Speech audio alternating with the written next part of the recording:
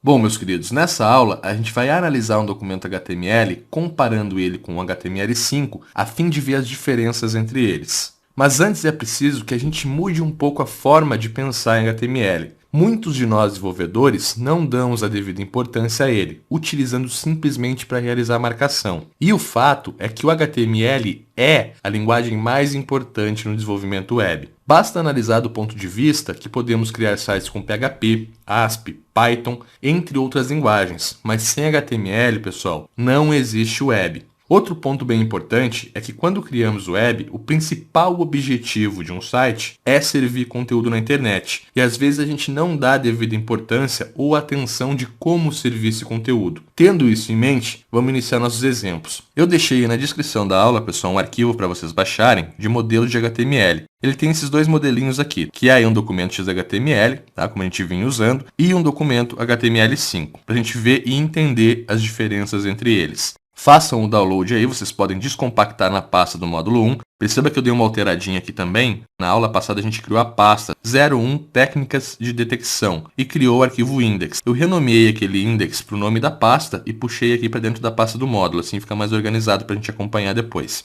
Iniciando aqui a nossa análise, o primeiro elemento que aparece é o doctype. Veja que a gente tem doctype HTML, public, definindo que é um documento público e que ele pode ser acessado. Logo depois a gente tem a validação e eu estou indicando que é um DTD. A validação dele vai ser feita por um documento DTD. XHTML 1.0 transicional, que seria a versão desse documento, e ele está na linguagem inglês. E logo depois a gente tem o link aqui, a validação DTD, como a gente tinha antes. Esse doctype, pessoal, serve para informar o navegador que ele deve ativar o modo de padrões ao ler esse documento. Os navegadores, ou a maioria deles, tem 3 modos. O padrão de vício, onde o navegador viola as especificações da web para evitar quebra de código. O modo de quase padrões, que foi criado aí no tempo que a gente desenvolvia erradamente utilizando tabelas. E por ter uma grande quantidade de sites que utilizavam esse formato, os navegadores acabaram criando esse modo. E por fim temos o modo de padrões, onde o navegador vai seguir as especificações da linguagem e sendo assim é o que temos de mais compatível. Quando a gente tem um navegador seguindo as especificações, é mais certo que o nosso site vai funcionar da mesma maneira em todos eles. No HTML5, esse modo de padrões foi chamado de modo sem vícios, onde conseguimos sempre o melhor resultado. Se a gente for dar uma olhadinha aqui no nosso modelo de HTML5, o simples fato de passar doctype HTML já vai fazer com que o navegador ative o modo sem vício, por ser o modo melhor de ser utilizado, ele veio como padrão no HTML5.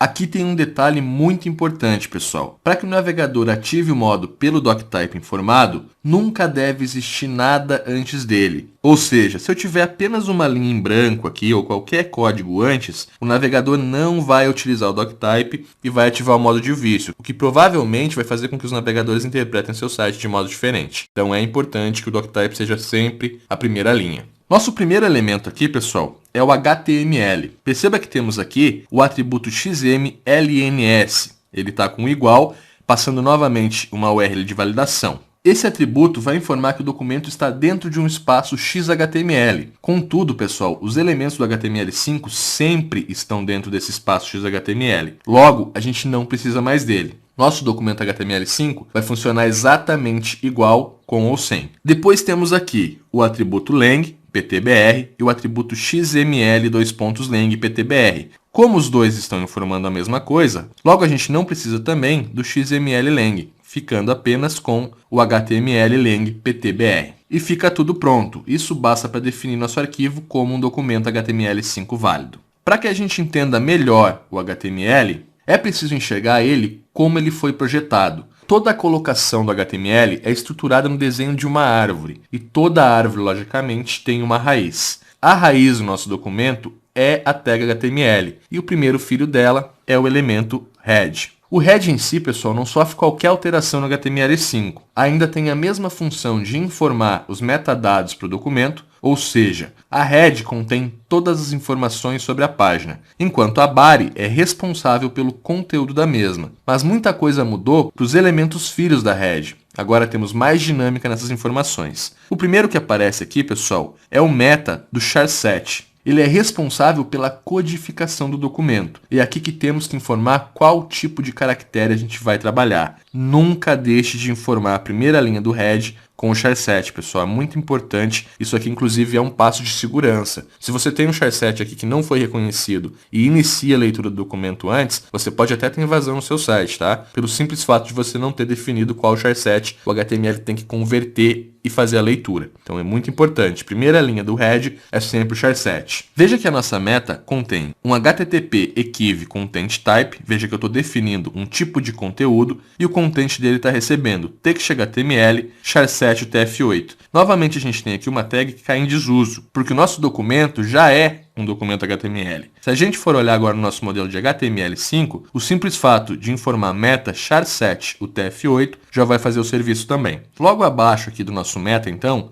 a gente tem o title, que define o assunto desse documento. Temos aqui o meta name description, que vai fazer um resumo do conteúdo desse arquivo ou dessa página para os motores de busca. E geralmente esses motores aceitam ou fazem a leitura dos primeiros 156 caracteres. Então é bem importante que você otimize ao máximo esse resumo para informar tudo o que está sendo feito no documento com 156 caracteres. E depois aqui a gente tem a meta robots, que está informando aos robôs de mecanismos de busca que eles devem indexar esse documento e seguir o mesmo sempre. Temos aqui agora, pessoal, um link rel shortcut icon, type imagem png, href fave icon, e depois a gente tem um link rel style sheet, type text css, href style.css. O primeiro aqui está pegando aquele íconezinho que fica na aba do navegador, e o segundo pega o nosso documento de estilo, certo? Vamos dar uma olhadinha no nosso HTML5 agora. Perceba que em ambos aqui, pessoal, eu removi o type. Eu não preciso mais deles. No caso do ícone, isso é possível porque o HTML é capaz de interpretar uma imagem como uma imagem. Não tem por que informar o MIME dela, porque o HTML já trabalha nativamente com os mais diversos formatos. Obviamente, você tem que tomar o cuidado de informar aqui ou um PNG, para ter o fundinho transparente, ou um ícone também, né, pessoal? Para que a sua imagem fique bem renderizada nos navegadores. Já no caso aqui do CSS, o motivo de remover o type é ainda mais óbvio. Não existe outro tipo de formato para documentos de estilo. Um CSS vai ser sempre um CSS e o link de relação style sheet está diretamente atrelado a um arquivo CSS, ou seja, é uma referência única.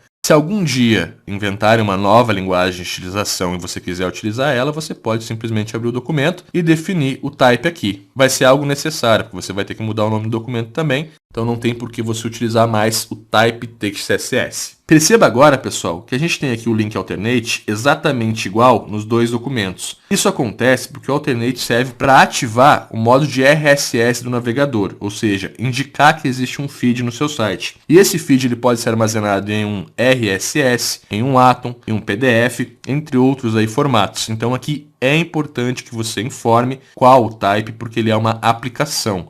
E por fim aqui, a gente tem o nosso script, né? Um exemplo de script que aqui a gente tem o type text JavaScript. Veja que aqui no nosso HTML5, novamente, a gente remove o type, não precisando informar o MIME. Aqui o cenário se repete com o do CSS, pessoal. A linguagem padrão de script para web é JavaScript. Logo, não tem por que informar o type, pois naturalmente o navegador vai reconhecer como JavaScript. Se for outra linguagem, aí você vai ter que informar, mas para JavaScript não precisa mais. Chegamos então ao nosso body. Tudo depois dele aqui, se você for perceber, são fechamentos de tags, né? A não ser que você tenha um script que queira carregar, depois do carregamento do HTML, você vai jogar lá embaixo. Mas, naturalmente, eles estão jogados aqui em cima, que o motor já mudou também, e agora ele consegue renderizar em outra camada os nossos scripts, tá? Então tá bem legal também esse carregamento. E o que temos aqui no body, pessoal, é o corpo do nosso site. O body é o cara que vai cuidar da nossa joia preciosa, né? Que é o nosso conteúdo. Voltando ao nosso exemplo de árvore, pessoal, temos que pensar no body como sendo o caule aí, o tronco da árvore. Veja que uma árvore frutífera serve os frutos nos galhos, e esses galhos nascem em nós do tronco. No HTML também é assim. A gente tem como criar nós no corpo do documento a fim de oferecer conteúdo otimizado tanto para os nossos usuários quanto para os robôs de mecanismos que acessarem o nosso site. Esses nós do HTML são criados para definir a importância de cada conteúdo dentro do corpo do documento, e assim conseguimos otimizar cada bloco e servir de forma clara o conteúdo do nosso site. No HTML que a gente vinha utilizando, no XHTML, os nós eram criados exclusivamente pelas regions, ou seja, pelo H1, que criava o nó principal, o mais importante do documento, e por ordem de menor importância tínhamos do H2 até o H6. Se você já trabalhou ou aplicou SEO em um documento XHTML, deve saber que isso era bem complicado, pelo fato de não poder definir mais que um H1 por página, por ter que mensurar a importância dos blocos de acordo apenas com o título de cada bloco, e ainda por não ter um controle do conteúdo de cada nó, porque ele era criado somente pelo hidden e ignorando o corpo do content. Com o HTML5, pessoal, a gente tem as tags semânticas, e essa responsabilidade foi dada a elas. São elas agora que criam esses nós e gerenciam para a gente a otimização. Ficou tudo mais semântico, mais organizado, a gente consegue aplicar essa otimização de forma mais clara. Bom, pessoal, finalizamos então o nosso módulo de introdução, já entendendo o nosso documento HTML, já aprendendo técnicas de detecção para poder fazer nossas aplicações HTML5 funcionarem em todos os navegadores, já configuramos aí o nosso software, o nosso computador para poder realizar o curso sem maiores problemas. O próximo módulo será dedicado inteiramente a entender o corpo do HTML, aprender aí sobre essas tags semânticas e aprender a servir conteúdo otimizado para a internet.